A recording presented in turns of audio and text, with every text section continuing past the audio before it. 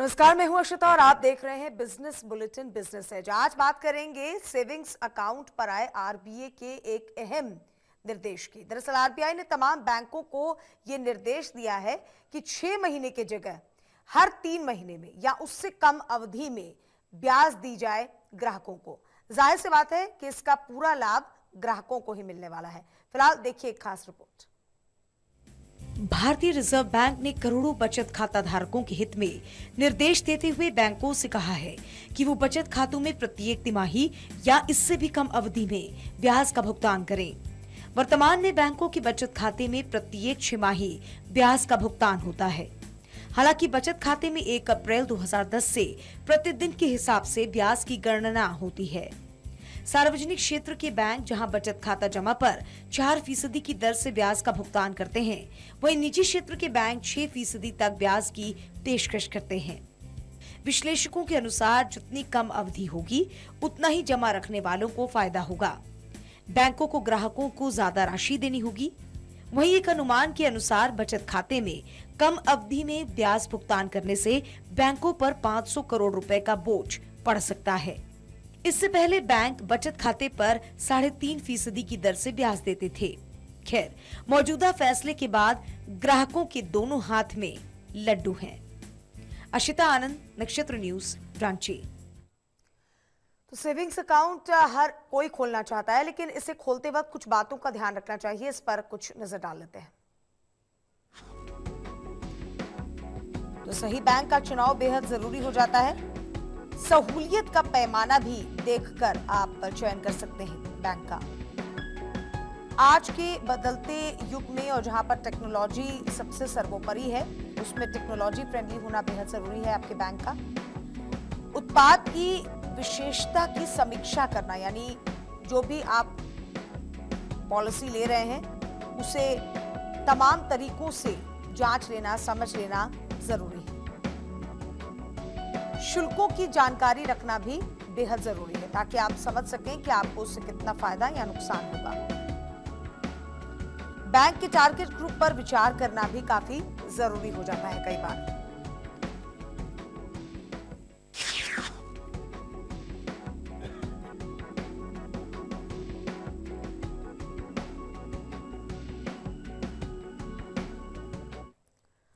और इस वक्त हमारे साथ एक गेस्ट पैनल जुड़ रहा है, जिसमें हमारे साथ है महेंद्र कुमार जैन, आर्थिक मामलों के जानकार हैं, और हमारे साथ जुड़ रहे हैं डीके जैन, जो बैंकर हैं। बहुत बहुत स्वागत है आप लोगों का नक्षत्र न्यूज में। महेंद्र जी, आपसे शुरुआत करते हैं। आरबीआई ने जो अब निर्देश दिए हैं बैंकों को कि 3 महीने या उससे कम समय में ब्याज देना होगा सेविंग्स अकाउंट पर, तो क्या इससे ग्राहकों को ही फायदा है या फिर कुछ और भी फायदे हैं किसी और को? देखिए, अगर हम इस बात पर ध्यान देते हैं कि ये 6 महीने से 3 महीना हो गया, इससे फर्क क्या पड़ता है? अगर आपके एक सेविंग बैंक अकाउंट में पूरे महीने 50,000 रुपये अगर ये रहता है बैलेंस, पूरे महीने में 50,000 रुपया सेविंग बैंक में अगर कोई रखता है तो उसका ब्याज 166 रुपया होता है महीने का। 166 रुपया को अगर 3 महीने में जो मल्टीप्लाई करते हैं तो 500 रुपया होता है। 500 रुपया जो उसको जल्दी मिल जाता है, उससे क्या फ़र्क पड़ता है? तो ये इस बात में कोई तथ्य नहीं है कि इससे बहुत फ़र्क पड़ता है। ये कैलकुलेशन का अपना, चूंकि वो क्वार्टरली रिजल्ट देते हैं, हर लिस्टेड बैंक को क्वार्टरली रिजल्ट देना है, इसको मद्देनजर रखते हुए इन्होंने पेमेंट को इस तरह कर दिया गया है। इसमें कोई खास बात नहीं है, ये एक मार्केटिंग टेक्निक है। और बैंक ये रो रहे हैं कि हमको 500 करोड़ रुपए का साल में आर्थिक नुकसान हो जाएगा, जबकि उसकी दूसरी तरफ देखें तो बैंकों ने अपनी कई सेवाओं के चार्जेस बहुत बढ़ा दिए। Chequebook issue charges, cheque dishonour charges. आज एक चेक डिसओनर होता है किसी कारण से तो 300 रुपया बैंक काट देती है। तो इससे बैंक एक सिर्फ कागजी बात है, ग्राहक की स्थिति पर इस पर कोई खास फर्क नहीं पड़ना है। 50,000 रुपया आप समझ सकते हैं कि एवरेज बैलेंस साल महीने भर हिंदुस्तान में कितने ग्राहक रखते हैं। बिल्कुल बिल्कुल। डीके जैन जी, आप बताइए कि क्या ग्राहकों को इससे ज्यादा फायदा है कि नहीं? देखिए, बेसिकली क्या होता है, अकाउंट कई तरह का होता है। आपको करंट अकाउंट, सेविंग्स अकाउंट है। मैं ब्रीफ में आपको इसके बारे में बता दूं। Current account, savings account, recurring deposit and fix deposit. तो फिक्स डिपॉजिट तो उनके पास, जिनके पास एक लमसम पैसा है, वो फिक्स डिपॉजिट में रखता है, and they earn interest rate of 7 to 8%। उसी तरह रेकरिंग डिपॉजिट जो हर महीना कुछ रुपया सेविंग करता है, 1,500 रुपया, and gate A lump sum amount after 5 or 10 years। Current account is basically for businessman, जिनको कोई भी ब्याज नहीं दिया जाता है। सेविंग्स अकाउंट का जहाँ तक सवाल है, ये सारे सैलरीड क्लास के लिए, रिटेलर्स के लिए, स्मॉल बिजनेसमैन के लिए, पेंशनर्स के लिए, जो अपनी लाइफ में अर्निंग किए हुए पैसे का कुछ हिस्सा बचत खाते में रखता है जी, और उसको बैंक 4% ब्याज देता है। आज तो 2010 तक 4% ही ब्याज देता था।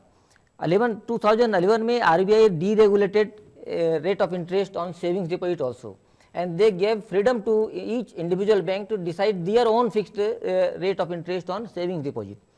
तो पब्लिक सेक्टर बैंक जहां तक सवाल है, उन्होंने 4% ही देना कंटिन्यू करा 2011 से लेकर 16 तक। They are still paying 4% interest जी, लेकिन प्राइवेट बैंक जैसे Kotak bank, yes bank, they are paying 6% और 7% rate of interest also.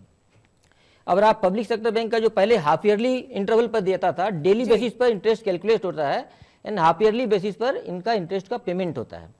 Now reserve bank has just he is rightly selling, Mahendra Jain is telling that अभी उन्होंने हाफ ईयरली को quarterly किया है। इसका मकसद क्या है कि they can draw very accurate balance sheet quarterly basis पर। पहले क्या होता था, प्रोविजनल हम लोग इंटरेस्ट निकालते थे कि इस क्वार्टर में सेविंग्स का इंटरेस्ट का लोड इतना होगा। अब वे they can arrive at A correct figure कि सेविंग्स रेट में, सेविंग्स डिपॉजिट में इतना रुपया ब्याज आएगा। The balance sheet drawn on A quarterly basis will be more correct जी। अब रहा लोड का सवाल है, you have rightly told there will be A overall load of 500 crore. अगर हम एक बैंक के बारे में सोचें तो एक बैंक के पर सेविंग्स बैंक के इंटरेस्ट पेमेंट करने में, हाफ ईयरली से क्वार्टरली में कन्वर्ट करने में hardly there will be a difference of 15 to 20 crore only. क्यों? अगर हम एक नमूना के रूप में बताते हैं, अगर 1 लाख रुपया कोई व्यक्ति किसी सेविंग्स अकाउंट में रखता है 1 साल तक, तो ही विल गेट 4040 रुपीज़ यदि हाफ ईयरली कंपाउंडिंग होता है तब।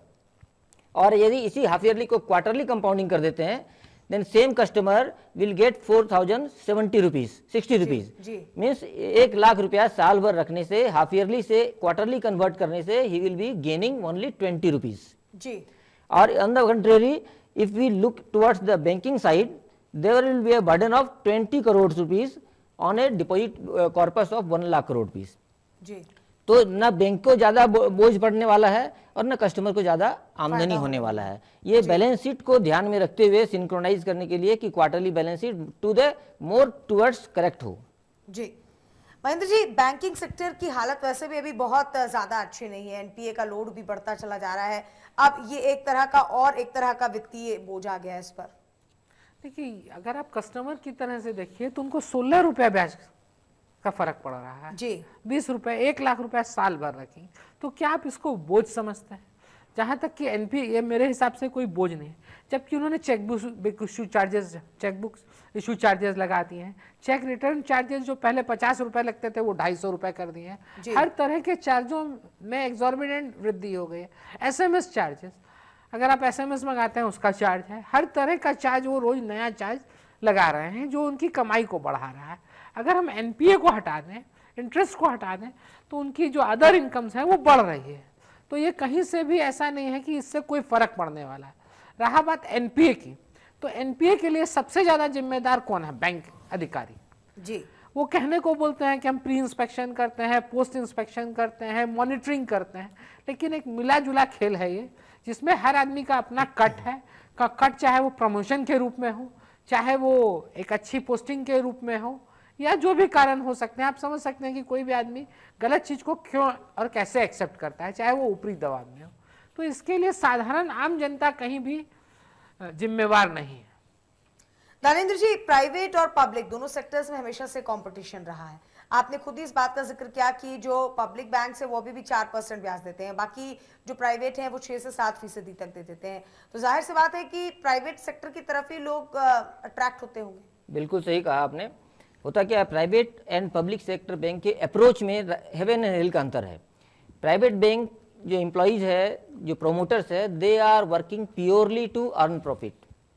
सो far as public sector bank, सरकारी बैंक का सवाल है, वे purely public sector profit oriented हो ही नहीं सकते हैं। उनके ऊपर सामाजिक कल्याणकारी स्कीम इतनी लादी जाती है कि जिसमें कोई नफा का कोई सवाल नहीं है और सिर्फ खर्चा का ही सवाल है, तो उनकी प्रॉफिटेबिलिटी घट जाती है on an average compare to the private bank.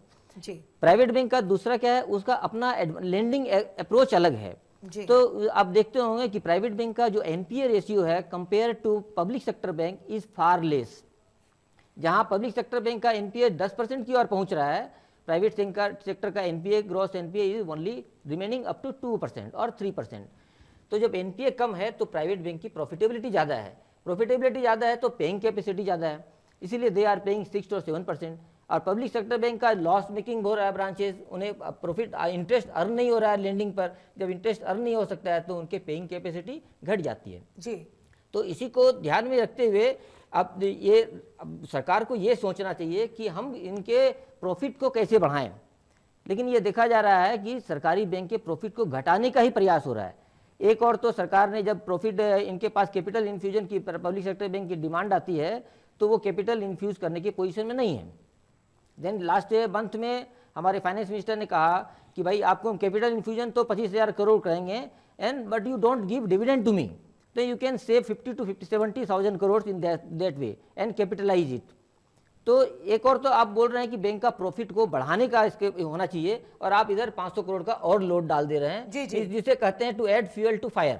Already public sector contradictory है और पब्लिक सेक्टर बैंक का जब कमजोरी आ जाता है, जब they do not earn profit, their image get diluted in the market, तो पब्लिक सेक्टर बैंक का शेयर का भी आप देखिएगा मार्केट में बहुत कम वैल्यू देता है जी जी। और on the country private sector banks are selling traded at 10 PE to 11 PE, जबकि पब्लिक सेक्टर बैंक का शेयर 2 PE और 3 PE पे बिकता है जी। तो पब्लिक सेक्टर बैंक की इमेज को खराब करना, साख को खराब करने का श्रेय बहुत हद तक सरकार को भी जाता है। ये बात इन्होंने सही कहा कि कुछ हद तक गलत लेंडिंग के कारण भी लॉस होता है, लेकिन सरकारी हस्तक्षेप, सरकारी गलत स्कीम के कारण भी सरकारी बैंकों को नुकसान होता है जी। महेंद्र जी, आप क्या कहेंगे इस विषय? मेरा ये कहना है कि जो एनपीए हो रहा है, अगर दोनों के अप्रोच में देखिए, यहाँ इस काम के लिए बहुत ज्यादा जिम्मेदार है यूनियन जी। आप किसी भी बैड एडवांस के लिए किसी स्टाफ को पनिश नहीं कर सकते हैं, जबकि अगर प्राइवेट बैंक में जाते हैं तो तुरंत कोई भी बैड लैंडिंग होती है, कुछ भी होता है तो आदमी को सिस्टम से थ्रो आउट कर दिया जाता है, पनिश किया जाता है। यहाँ पर इंक्वायरी सिस्टम जो है, अकाउंटेबिलिटी सिस्टम पूरा कोलैप्स कर गया है। इंक्वायरी में अकाउंटेबिलिटी सिस्टम में कौन आता है? जिसके इशारे पर काम किया गया है, जो कि उसको बचाता है। और आज के दिन ये समय आ गया है जबकि हम नेशनलाइजेशन को डीनेशनलाइजेशन की बात करें। अगर हम ये बोलते हैं कि सरकार बैंकों पर थोप रही है, तो हम थोप रहे हैं तो हम ये नहीं कह रहे हैं कि ये काम कीजिए तो गलत ढंग से कीजिए। अब तो फिर ऐसे में पब्लिक सेक्टर बैंकों का उद्धार कैसे होगा? मैं बताता हूँ सर, मैं इंटरफेयर करता हूँ। एक्चुअली सरकारी बैंक जब नेशनलाइज हुआ था 1969 में बाई इंदिरा गांधी, तो उनका मेन मकसद था गरीबों को, लोकल जो महाजन है, जो मनी लेंडर्स थे, जो एक्सप्लॉइट करते थे, उनके क्लच से बाहर निकालना जी।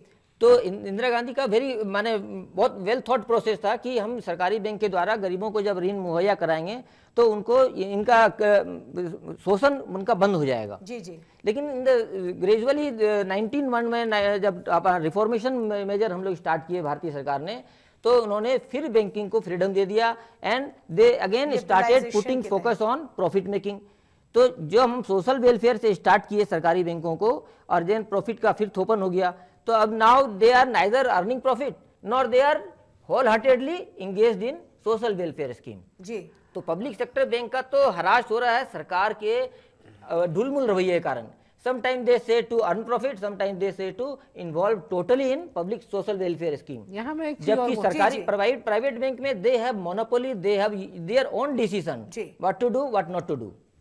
जी भाई, यहाँ मैं एक चीज कहना चाहूंगा कि जैसे इन्होंने कहा कि इंदिरा गांधी ने गरीबों के उद्धार के लिए कम रेट पर ब्याज देने के लिए ये नेशनलाइज किया, लेकिन ये नेशनलाइज बहुत अच्छी थॉट से किया, लेकिन जो इम्प्लीमेंटिंग अथॉरिटी थी, जो बैंक का कल्चर हो गया वो करप्ट हो गया।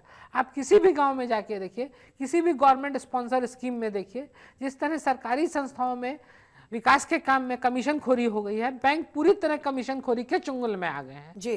जहां तक मेरी जानकारी है, बैंकों में जो अभी केसीसी हो रहा है 10 से 15% आदमी पहले दे दे रहा है, तो उसको उसका लोड को सहन करना मुश्किल हो गया। ऊपर से नीचे हर काम में एक से सरकारी बैंकों में सरकारी व्यवस्था हो गई है, तो जो सोच था वो पूरा फेल हो गया है। नेशनलाइजेशन तो जिस कॉन्सेप्ट के साथ किया गया था वो मटेरियलाइज नहीं हो पाया और लगातार जो है पब्लिक सेक्टर के बैंक धीरे धीरे गर्त में चले जाते जा रहे हैं, कहा जा सकता है। प्राइवेट सेक्टर के साथ काफी कंपटीशन बढ़ गया है, लेकिन हमारा मुद्दा यह है कि सेविंग अकाउंट पर आरबीआई ने इस बात का निर्देश दिया है तमाम बैंकों को कि अब 6 महीने की जगह हर 3 महीने या उससे कम अवधि में उन्हें ब्याज देनी होगी।